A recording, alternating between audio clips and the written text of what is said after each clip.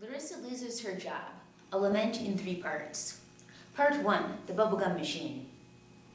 I steal the gumball machine after I'm fired from the hardware store for being one employee too many, but it wasn't one of those Kiwanis or Humane Society or Help Small Children with Cancer charity machines. I have morals. I have scruples. I don't steal quarters meant for sick kittens. No, my boss bought the machine so he could stand by the register chomping gumballs and eyeing middle-aged women's asses like the piece of shit he is. And he shouldn't even be working in a hardware store because he couldn't tell a flathead screwdriver from a Phillips head screwdriver, and he wouldn't know a hex wrench if it bit him in the ass. He wouldn't even know a hex wrench can't bite him in the ass. But my ex-boyfriend was good with tools and taught me how to pick crappy locks with a few paper clips and a screwdriver. So at 11 at night I drive to the hardware store, and in 5 minutes I'm hefting that bubblegum machine into the back of my station wagon and waiting for newspaper headlines tomorrow morning. Because stealing money doesn't get attention anymore, but stealing a bubblegum machine makes people sit up and say, "Hey, what the hell?" Because I left the cash register untouched. Because this is a measure reserved for desperate times.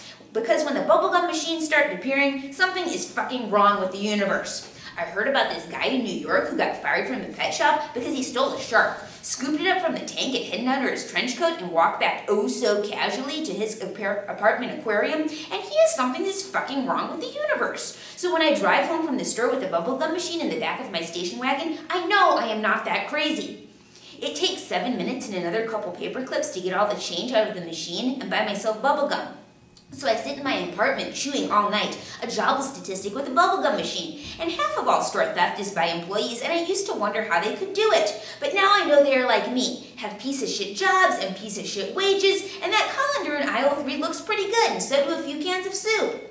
Gumballs are sweet for the first 5 minutes, but then they get hard and tough and rubbery, and a lot of things in life are like this. Jobs and love and home repair projects. So I stick the used gum under my Salvation Army coffee table that'll go back to the Salvation Army someday, and when I bought the table there was chewed gum underneath it already, so it's a good place for my gum to be. All soft and sugarless, and it's 8 in the morning, 50 gumballs chewed, and the people outside my apartment walk to and from jobs they do or do not have, and I want to say fuck you, and drop the wad of gum out the window, but I don't, because the world is not their fault and I am not a bad person. But what will I do when I run out of gumballs? When the coffee table is 3 feet off the floor on this massive wad of chewed gum and I have no more quarters?